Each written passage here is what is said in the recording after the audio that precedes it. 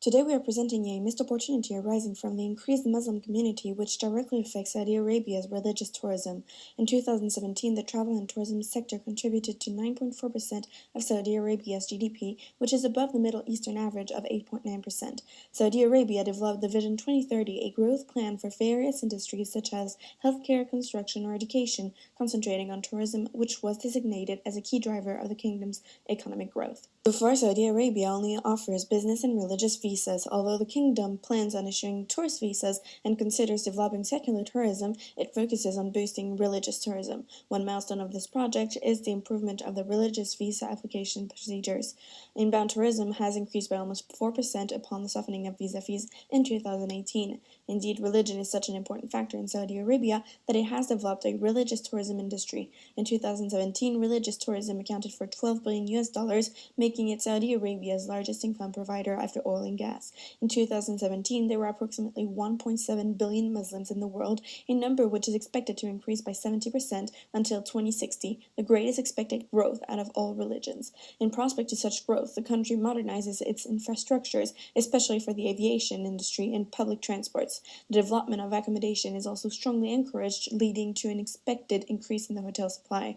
Considering these expected changes, one can expect Saudi Arabia's tourism demand to increase itself, making it a lucrative market.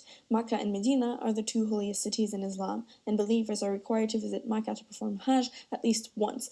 Hajj is a pilgrimage which takes place in Mecca, but pilgrims generally head to Medina to end their trip by visiting the Prophet Muhammad's tomb. While this event occurs at a specific period of the year, pilgrims also visit Mecca and Medina to perform Umrah, another pilgrimage which can take place at any time of the year. As part of the Vision 2030, the government opened last October a new high-speed railway connecting Mecca to Medina. Additionally, healthcare and sanitation facilities for pilgrims are being built, and attraction sites such as the holy mosques are being adapted to cater the greater expected number of visitors.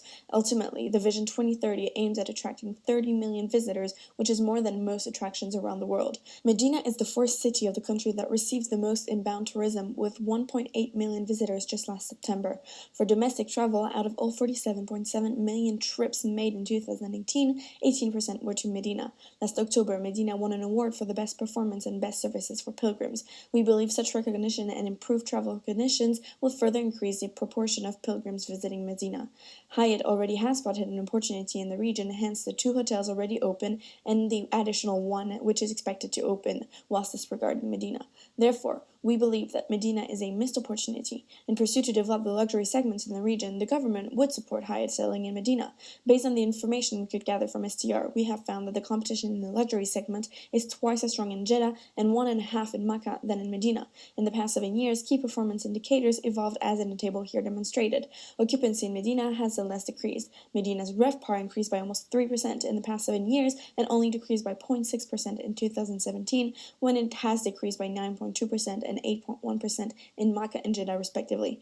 Medina therefore has the best performance in terms of RevPAR. Although demand increased more in Mecca and Jeddah than in Medina, the supply outgrew the demand increase when it stayed stable in Medina. Indeed, if we look on the graphs, we can clearly see that in Jeddah, the supply outgrew the demand, and if the trend continues as it is, the gap between the both is only going to get bigger. In Mecca, the gap between demand and supply is even broader. Although the growth in supply and demand seems to converge, supply in numbers still increases, leaving a surplus compared to the demand. However, in Medina, the supply has been constant for the past 7 years, and we have noticed an increase in demand in 2017, which is expected to continue as explained previously. All things here considered, we believe that Medina is the next city to invest in if one wants to maximize its footprints and revenues. Indeed, in Medina, we have already found many established hotels which are taking advantage of such opportunity. Moreover, we have found some demand specifically for the Hyatt brand in this city. Such demand, however, is captured by a hotel branded Hyatt, which deceives guests expecting your standards and services due to the name confusion. Some guests are so disappointed and tired of being tricked that they are set to stop staying at Hyatt completely. We recommend opening a Grand Hyatt in Medina under a management contract. Choose this brand of your portfolio as it bears the name Hyatt, which guests are looking for, and because the luxury market is less competitive. Moreover, we recommend a management agreement as it allows exposure exposure while ensuring quality standards, which happens to be the same business model you chose for the already established hotels. Indeed, establishing yourself through a management agreement would align with Hyatt's strategy to remain asset light.